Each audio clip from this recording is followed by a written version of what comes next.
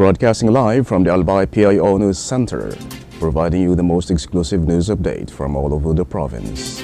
This is News at 12.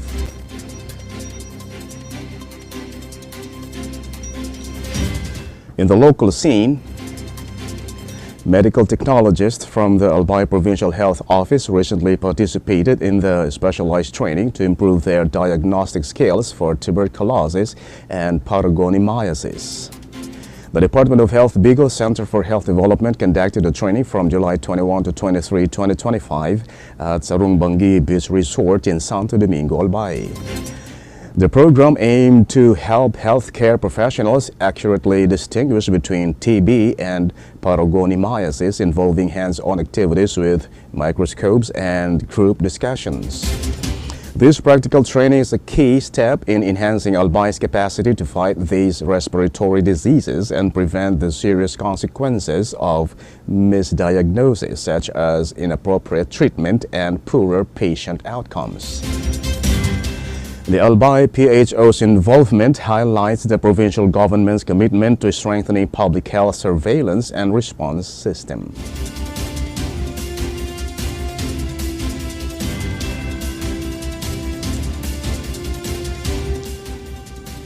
In other story,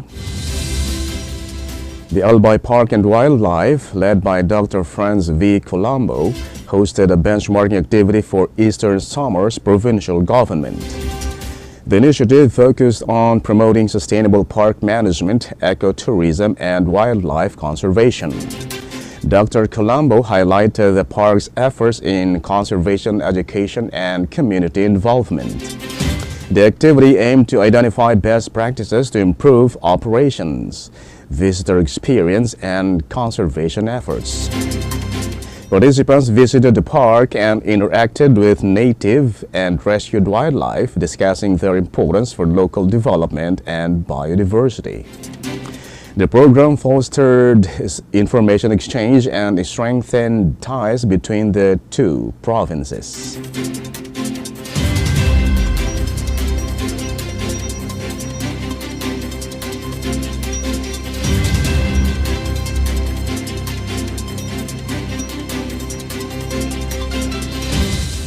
In the national scene, the House of Representatives announced on July 27 to file a motion for reconsideration of the Supreme Court's decision declaring the impeachment case against Vice President Sara Duterte unconstitutional, despite respecting the ruling. House spokesperson Princess Abante stated that the decision was based on incorrect factual premises, emphasizing that the articles of impeachment transmitted to the Senate were signed and verified by at least one-third of House members. She refuted the court's claim that the articles were transmitted without approval, citing official records showing the transfer was properly documented and approved in a plenary session. Abante clarified that the House's vote to transmit the February complaint and to archive 3 December complaints were supported by verified signatures and occurred before adjournment, contradicting the court's procedural assertions. She condemned the court's inversion of facts, asserting that disregarding these details does a disservice to the truth and the Constitution.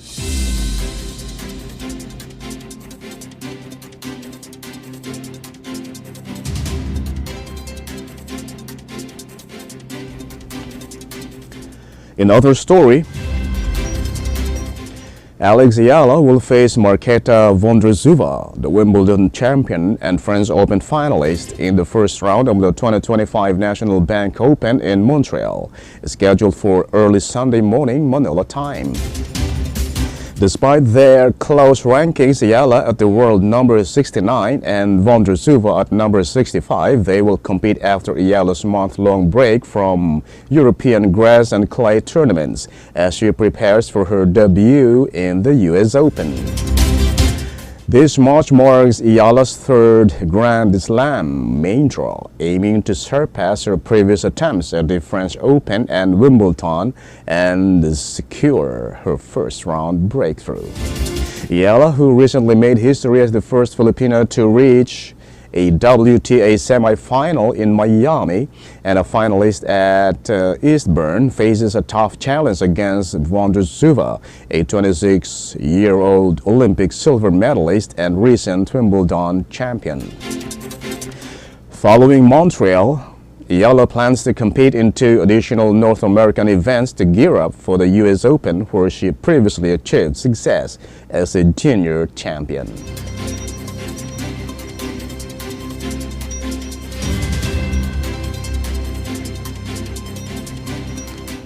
And in the news outside the country, Israeli forces intercepted the Gaza-bound aid ship Handala within 70 nautical miles of its destination. An FFC spokesperson reported that their cameras and communications had been disabled during the incident. A YouTube live stream showed armed personnel boarding the ship and activists surrendering, with the stream ending abruptly. Israel confirmed the vessel was stopped and is now heading to Israel, claiming the blockade's enforcement is lawful and necessary.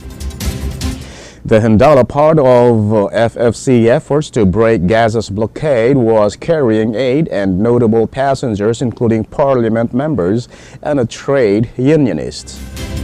The FFC accused Israel of unprovoked abduction of passengers and the seizure of supplies like baby formula, diapers, food, and medicine.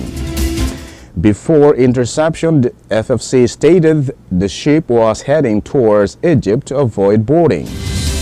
This interception follows a similar incident a month earlier involving the aid ship Madeleine, which was also boarded and towed to Ashdod.